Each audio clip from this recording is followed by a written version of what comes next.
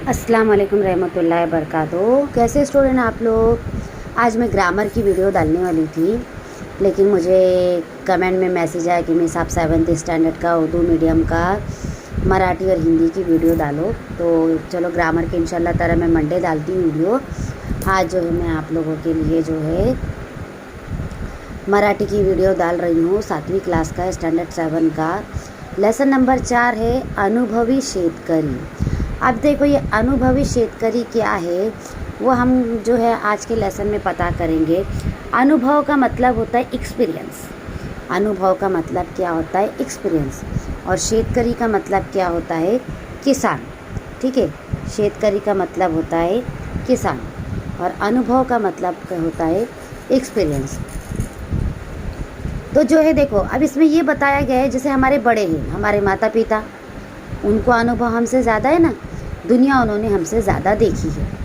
आपके जो दादा दादी हैं, आपके दादा दादी को जो है आपके माता पिता से भी ज़्यादा अनुभव है, क्योंकि उन्होंने दुनिया आपके माता पिता से भी ज़्यादा देखी है।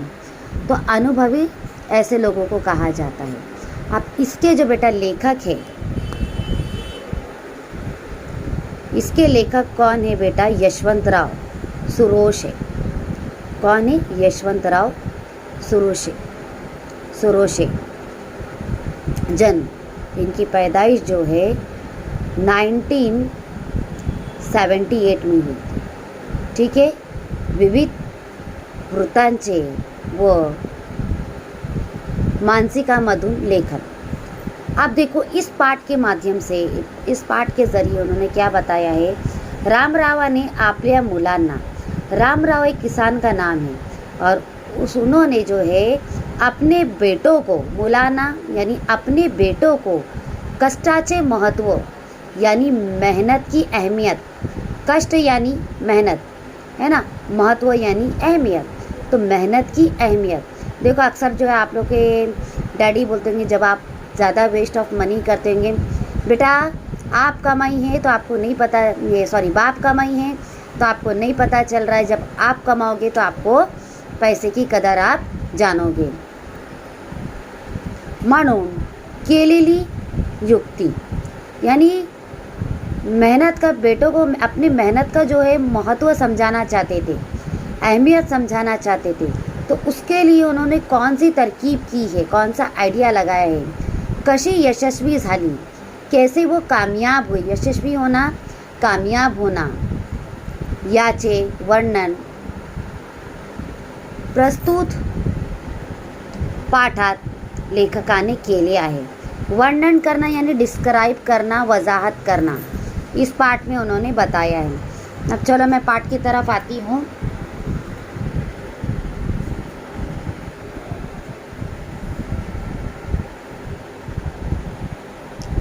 आयुष्भर कबाड कष्ट करून रामरावांनी 8 एकरची शेती स्वतःच्या मालकीची केली। आयुष्भर, पूरी जिंदगी भर, है ना।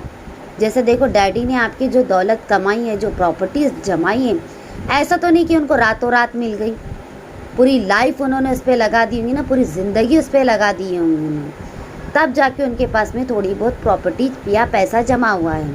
तो ये जो राम राव था, उन्होंने क्या किए थे? पूरी लाइफ जो है मेहनत किए थे उन्होंने, तब जाके कितनी 8 एकराची शेती, 8 एकड़ की जो है खेती स्वतःच्या यानी खुद के मालकीची केली। 8 एकड़ की जो खेती जो है उन्होंने 8 एकड़ खेती के वो क्या बन गए थे? मालिक बन गए थे। एकीकडे शून्यातून विश्व निर्माण केल्याचा आनंद रामरावाचा मनात होता। यानी क्या है? ज़ीरो से, देखो जब कोई आप शॉप खोलते हो, वो शॉप अगर आप रेंट पे चला रहे हो, है ना, कुछ साल के बाद में, 5 साल के बाद में, 10 साल के बाद में, वही शॉप अगर आप, वही दुकान आप खरीदते हो, उसके मालिक बन जाते हो, तो वो खुशी क्या होती है? एक अलग ही होती है ना, वो मोमेंट, वो टाइम कुछ अलग ही होता है। तो राम राव को भी इसकी बहुत खुशी थी कि उन्होंने जो है शुरुआत किससे किए थे? उन्होंने शून्य से, 0 से किए थे, लेकिन अब तक वो कितने जो है 8 एकड़ शेती के मालिक बन गए थे वो। तर दूसरीकडे आपली 3 ही मुले, एक तरफ तो उनको खुशी थी, लेकिन दूसरी तरफ क्या था, उनके जो तीनों बेटे थे, 3 ही मुले, तीनों बेटे नीट शिकली नाही, यानी बाप से उन्होंने कुछ हासिल ही नहीं किया, बाप से उन्होंने मेहनत करना सीखा ही नहीं है ना। आणि शेतीच्या कामात हातभर लावलत नाही, और खेतों के काम में ज़रा भी मतलब डैडी की मदद नहीं करते थे, अपने पिताजी की मदद नहीं करते थे वो, है ना। जैसे देखो दुकान होती है, शॉप होती है, वैकेशन में देखो आप लोग जाकर बैठते होंगे अपने अब्बू की शॉप पे, अपने पिताजी की शॉप पे उनकी मदद करते होंगे, है ना। तो वैसे जो थे राम राव के जो तीनों बेटे थे, अपने पिताजी के काम में जो, अपने डैडी के काम में जो ज़रा भी उनकी मदद नहीं करते थे। या चिंतेने त्याचे मन ग्रासले होते। अब चिंता थी बेटों की, 3-3 बेटे हैं, 3-3 जवान बेटे हैं। राम राव की भी उम्र थक रही थी, और इतनी बड़ी ज़मीन, इतनी बड़ी खेत के मालिक है वो, लेकिन किया जाए तो क्या किया जाए कि बाप के काम में ज़रा भी, अपने पिताजी के काम में ज़रा भी वो मदद नहीं कर रहे हैं, है ना।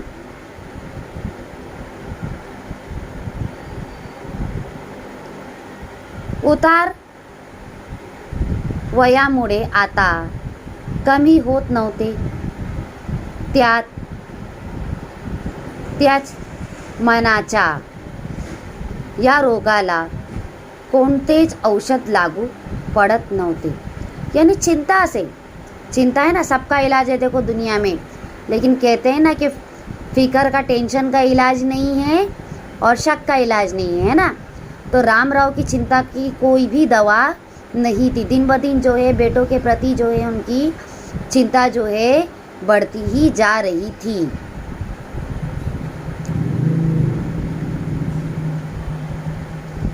बिछाण्यावर पडलेला रामरावाच्या डोळ्यासमोर, बिछाने यानी बिस्तर, सोने के लिए आप लोग जो बिस्तर लगाते हैं ना रात में, तो उसको बिछाना कहते हैं। तो जब वो सोने के लिए जाता था तो उसके आंखों के सामने, डोळ्यासमोर यानी आंखों के सामने, 8 एकराचा हिरवागार पट्टा, यानी जो उसने 8 एकड़ की ज़मीन ली थी, तो 8 एकड़ का हिरवागार हरी भरी ज़मीन का जो है पट्टा ओसाड पडल्याचे दुख स्वप्न तरुण जायचे। यानी सोच रखे था कि जब तक मैं ज़िंदा हूँ, जब तक मैं खेती बाड़ी करूँगा, खेत की देखभाल करूँगा, लेकिन मेरी बात क्या, ये जो हरी भरी ज़मीन है तो क्या हो जाएंगे अगर बेटे इसकी केयर नहीं करेंगे, ऐसी नाकारों की तरह वो घूमेंगे, तो क्या होगा, खेती जो हरी भरी खेती हो किस में बदल जाएगी, बंजर ज़मीन में बदल जाएगी। जीव घाबरा घुबरा व्हायचा, ये सोचकर उनका जी घबराता था कि पूरी ज़िंदगी, पूरी आयुष में उन्होंने ये कमाया था, तो वो क्या होगा, इनके बेटे सब बर्बाद कर देंगे। पण 3 ही मुलांना फिकिर नव्हती, तीनों भी बच्चों को बाप की, अपने पिताजी की फिक्र नहीं दिख रही थी, है ना, कुछ सोच ही नहीं रहे थे। मतलब वो 22-25 वर्षाचे हे तगड़े तरुण गांव भर, यानी कितने साल के थे, छोटे भी नहीं थे। चलो भाई 8 साल का बच्चा है, 7 साल का बच्चा है, 10 साल का है तो भाई समझ में आता है कि भाई ना समझ है भी, है ना, बड़ा होगा तो समझदार होगा। लेकिन कितना है, 22-25 साल के जो ये लड़के थे, बेटे थे, पूरे गांव भर में क्या करते थे, बस खाली ही घूमते थे और गप्पा मारत, और क्या करते थे, बात करते थे एक दूसरे से, आणि फक्त जेवायला घरी वेळेवर ये, सिर्फ जब खाने का टाइम होता था तो आ जाते थे खाना खाने के लिए। रामरावांना काय करावे हेच कळेना, रामराव को क्या करना है अब ये उनको समझ में नहीं आ रहा था। इस वीडियो के माध्यम से जो है, इस वीडियो के ज़रिए मैं मैसेज देना चाहूँगी बच्चों, देखो कहा जाता है कि जो है घर में जो लड़की होती है वो माँ का सीधा हाथ होती है, और जो बेटा होता है वो बाप का सीधा हाथ होता है ना। तो क्या है, लड़की ने भी जब वो बड़ी हो जाती है तो घर की जिम्मेदारी को समझना चाहिए, और बेटे ने भी जब वो बड़ा हो जाता है तो अपने पिताजी के प्रति उसकी जिम्मेदारियों को समझना चाहिए, पिताजी के कामों में हाथ बटाना चाहिए, है ना। फिर कर घूम कर टाइम बर्बाद नहीं करना चाहिए। एके दिवशी डॉक्टराकडे जाण्याचे उद्देशाने रामराव घराबाहेर पडले। अब उसने सोचा कि एक दिन मैं क्या करूँगा, चलो भाई डॉक्टर के पास जाता हूँ, शायद जो है डॉक्टर के पास कोई इसका सुझाव होगा मेरी बीमारी का, है ना। तो क्या हुआ, वो डॉक्टर के पास जाने के लिए घर से बाहर निकले। जो बच्चों के जो है देखो, जो माँ बाप के बच्चे नेक निकलते ना बेटा, फर्मा बरदार निकलते हैं, माँ बाप जैसा बोले वैसा सुनते हैं ना, तो माँ बाप की लाइफ है ना, ऐसा लगता है कि उन्होंने ज़िंदगी में बहुत कुछ कमा लिया है, दुनिया ही उनको स्वर्ग की तरह लगने लगती है ना। और जो माँ बाप के बेटे जो है नाकारे निकलते हैं, माँ बाप की बात नहीं सुनते हैं, नाफरमा बदल जाते हैं, घूम फिर कर खाते, कमाने में उनका शौक़ नहीं होता है, ध्यान नहीं होता है, तो माँ बाप के लिए ऐसा लगता है कि पूरी ज़िंदगी उन्होंने जो बर्बाद की थी अपनी औलाद के लिए, तो वो क्या है, वेस्ट हो गई है ना, उनकी परवरिश क्या हो गई, गलत हो गई है।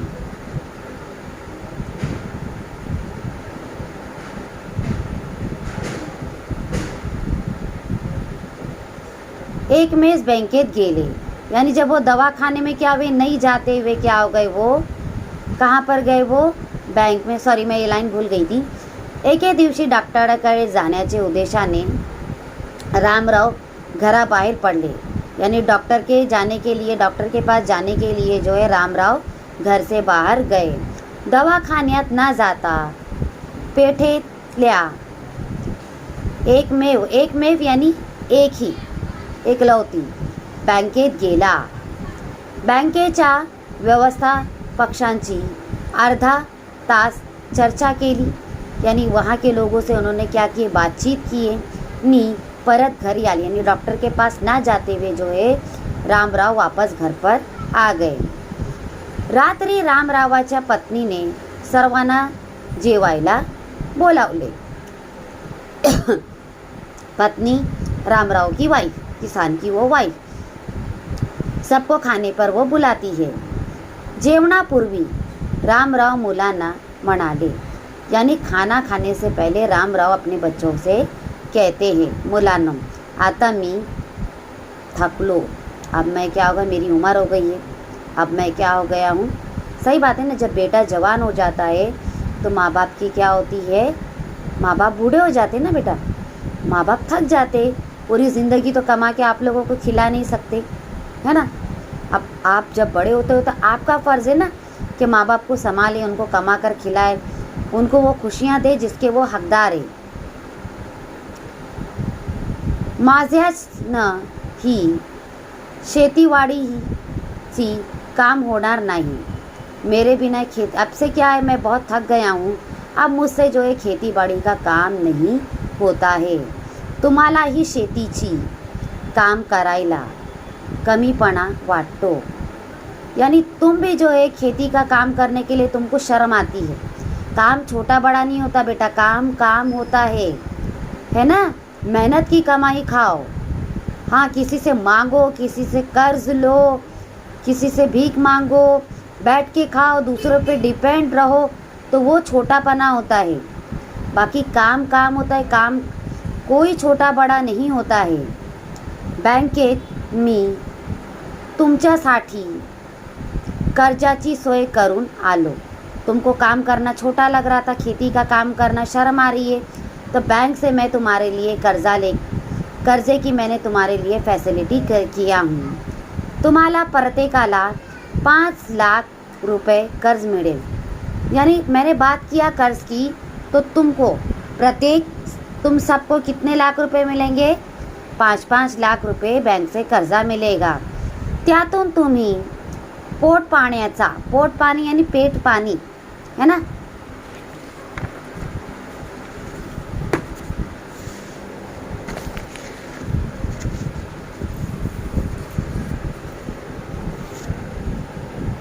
धंधा करा, उन पैसों से तुम क्या करो, पेट पानी के लिए जो है धंधा करो, कोई बिझनेस करो. कर्जासाठी जमीन गहन ठेवायचं ठरवले. कर्जे के लिए मैं क्या गिरवी रखूँगा? ज़मीन गिरवी रखूँगा, तब जाके लोन मिलेंगे ना. आपको ऐसा थोड़ी ना लोन मिलने वाला है. फक्त तुम्ही एक काम करा, मैं तुम्हारे लिए क्या करूँगा, ज़मीन गिरवी रखूँगा. लेकिन सिर्फ फक्त यानी सिर्फ तुम एक काम करो, गावातल्या बँकेच्या नियमनाप्रमाणे यानी रूल के मुताबिक प्रत्येकांना 10,000 रुपये भरून आपापलं कर्ज खाता बैंकेत काढा. यानी बैंक में आपको लोन निकालने के लिए उसके लिए जो आपका अकाउंट होना भी ज़रूरी है. तो हर एक को क्या करना पड़ेगा, 10,000 रुपये भर कर जो है बैंक का जो है खाता खोलना पड़ेगा, है ना. तब जाके आप लोगों को 5-5 लाख रुपया मिलेगा. कागदपत्राची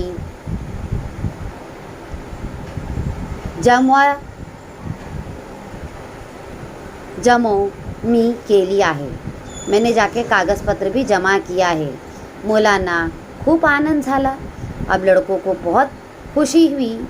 प्रत्येकाला डोळ्यासमोर 5 लाखाचा आकडा तळत होता. तीनों भाई, अरे 5 लाख रुपये मिलेंगे, 5 लाख रुपये मिलेंगे, है ना. खुशी में ना एक साथ 5 लाख रुपये आ रहे. तो त्यानंतर हे 10,000 कोठून आणायचं? 5 लाख तो मिलेंगे, लेकिन 10,000 तो पहले डालना पड़ेगा ना. तो ये 10,000 रुपये कहाँ से लेकर आएंगे, असा प्रत्येक जन विचार करू लागला. प्रत्येक जन, सब जन ऐसा सोचने लगे. विचार करना यानी सोचना. त्या रात्री तीनही मुले बराच वेळ चर्चा करत एकत्र बसली. उस रात में वो तीनों भाई चर्चा करना, बातचीत करना, डिसाइड करना क्या किया जाए, क्या किया जाए. अब इतना पैसा अगर आप किसी से मांगोगे तो कोई नहीं देगा. ये ज़माने में अगर आप किसी से 5,000 भी मागोगे तो कोई नहीं देगा, तो 10,000 की तो बेटा दूर की बात है. दुसऱ्या दिवशी सकाळी कुठेतरी पेठेत मित्राकडे उसनवारी करण्यासाठी गेले. चलो बोले, अभी दोस्तों से हम लोग लेंगे, है ना. ऐसे में तो दोस्ती हमारे काम आएंगे, है ना. घूमने फिरने के लिए यार है, दोस्त है, मेरा बेस्ट फ्रेंड है ना, मेरा दोस्त है. अब देखते दोस्तों के पास जाते हैं. पण कोणाचेच काम झाले नहीं. तीनों भी अपने अपने दोस्त के पास गए, पर किसी का भी काम नहीं होता है ना ऐसा. देखो बेटा, जब आप बोलने के लिए तो सब बोलते, अरे मैं तो तेरा बहुत बेस्ट फ्रेंड हूँ, आधी रात को तू मेरे दरवाजे पे आ, तेरे लिए तो जान हाजिर है, तेरे लिए पैसा क्या है ना. और जब आपको पैसे की ज़रूरत पड़ती है तो क्या बोलते, अरे यार तूने पहले ही नहीं बोला रहे, अब भी मैंने अब्बू को भेज दिया, अब भी मैंने अम्मी को दे दिया, अरे यार मेरी सैलरी ही नहीं आई, है ना. आपके सामने डबल रोना वो शुरू कर देते हैं. सच्चा मित्र वही होता है जो आपके बुरे वक्त में आपके काम आए, बिना सवाल किए जो है आपकी मदत करे. रामराव या सर्वांना कानोसा घेत होता. यानी क्या था, देख रहा था मगर कैसा इग्नोर कर रहे थे वो. दुपारच्या वेळी तिन्ही मुले रामरावाचा निरोप घ्यायला आली. अब वो तीनों भी लड़के दोपहर में तीनों भी मांगे, किसी ने भी उनकी मदद नहीं किया. तो अपने बाप के पास मैसेज देने के लिए वो आए. आम्ही शहरात चाललो आहो. हम लोग कहाँ जा रहे हैं, शहर जा रहे हैं. महिनाभरात 10,000 रुपये कमवून आणू. देखो बोलना तो बहुत आसान बात है ना, लेकिन कमाना मुश्किल है. महीने भर में हम क्या करेंगे, 10,000 रुपये कमा कर लेकर आएंगे. तेवस घरी परतू. जब हम 10,000 रुपये कमाएंगे तभी हम क्या होंगे, वापस आएंगे. एवढे बोलून तिचे पाठीवरच्या पिशव्या सांभाळत गेले सुद्धा. इतना बोलकर अपने पीठ पे जो थैली थी, पिशवी यानी क्या, थैली, संभाल कर वो क्या हो गए, चले गए, शहर के लिए निकल गए. शहरात त्या तिघांना कोणीही महिना 10,000 रुपये पगारले नोकरीवर ठेवले नाही। यानी अभी देखो बेटा, पहले पगार की शुरुआत छोटे से ही होती है ना। कहीं आप 6,000 महीने से जॉब स्टार्ट करते तो फिर 7 होंगी, फिर 8 होंगी। डायरेक्ट आप बोलोगे हमको 10,000 दो, 15,000 दो, तो कोई नहीं देगा। मोठ्या मुलाला यानी बड़े लड़के को किराणा मालाच्या दुकानात 7,000 रुपये पगाराची नौकरी मिळाली।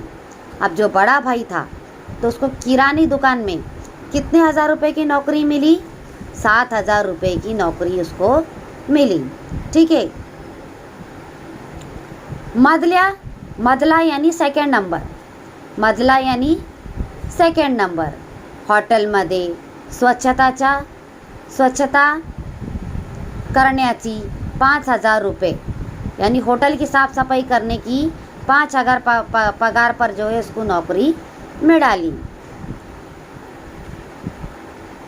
धाटका मुलगा यानी छोटा लड़का, दिवसभर फिरून कुठेच नौकरी मिळत नहीं। दोनों भाइयों को तो नौकरी मिली, लेकिन जो तीसरे नंबर का छोटा भाई था उसको दिन भर फिरकर नौकरी नहीं मिली।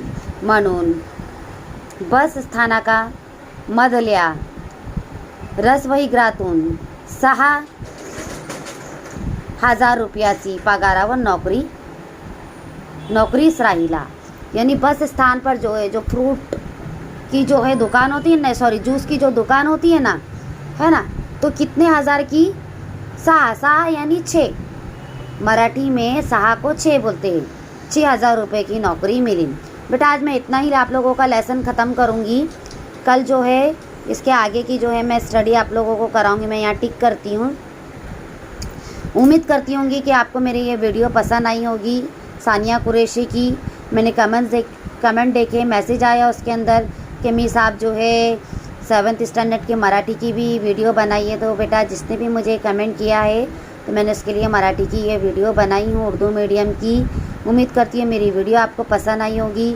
आप लोग लाइक कीजिए, सब्सक्राइब कीजिए, शेयर कीजिए ज़्यादा से ज़्यादा, ओके। और अपने फ्रेंड सर्कल में भी जो है सब्सक्राइब करने के लिए कहिए, लाइक करने के लिए कहिए। मेरा वीडियो जो है पूरा आखिर तक आप लोग देखिए तो आप लोगों को अच्छी तरह से समझ में आएगा। जो चीज़ अगर आपको समझ में नहीं आ रही है तो आप मुझे कमेंट्स में कर सकते हो। और कल की वीडियो आप लोगों को कैसी लगी आप लोग मुझे उसके बारे में भी बताइए कि मैंने जो है आप लोगों को ग्रामर एक्सप्लेन की थी तो आपको समझ में आया या नहीं आया है, आप उसको अच्छी तरह से समझे हो या नहीं समझे हो, है ना। इस तरह से मैं आप लोगों की ग्रामर भी डालते रहूँगी, बीच बीच में लेसन भी डालूँगी, क्वेश्चन आंसर भी डालूँगी। और मैंने 9 तारीख से जो है अपने वीडियोस बनाना स्टार्ट किए। अल्हम्दुलिल्लाह आज जो है 15 तारीख है, 7-8 दिन हो गए मेरे वीडियो बनाकर। तो ज़्यादा से ज़्यादा जो है आप लोग लाइक कीजिए, सब्सक्राइब कीजिए, आप लोग बेल आइकन बटन दबाइए, शेयर कीजिए एक दूसरे में। और मैसेज बॉक्स में आप लोग कमेंट कीजिए कि आप लोगों को वीडियो कैसी लगी, क्या लगी।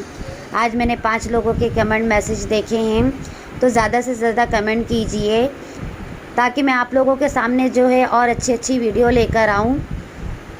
ठीक है।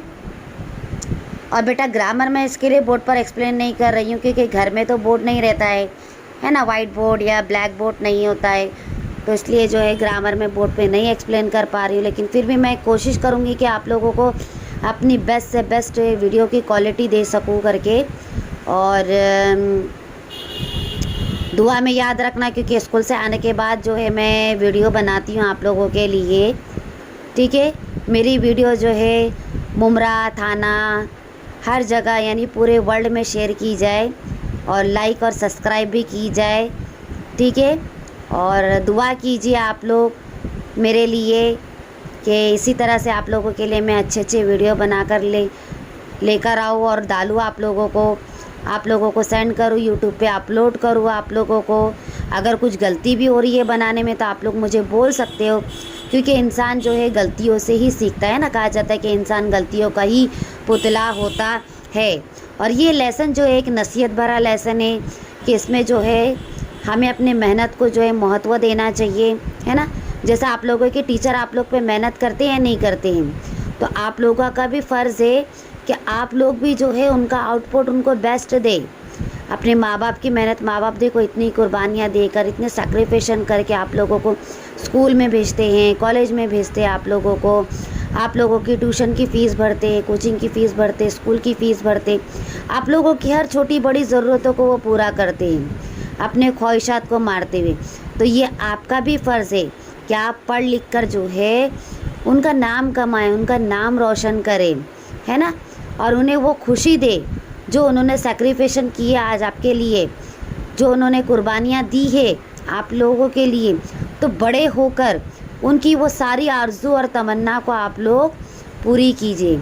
तो चलिए मैं आप लोगों से विदा लेती हूँ। कल फिर नए वीडियो के साथ में आप लोगों की मुलाकात होगी आप लोगों से इंशाल्लाह ताला इसी टाइम पर। चलिए अल्लाह हाफिज़, टेक केयर, दुआ में याद रखना। अल्लाह हाफिज़ बेटा।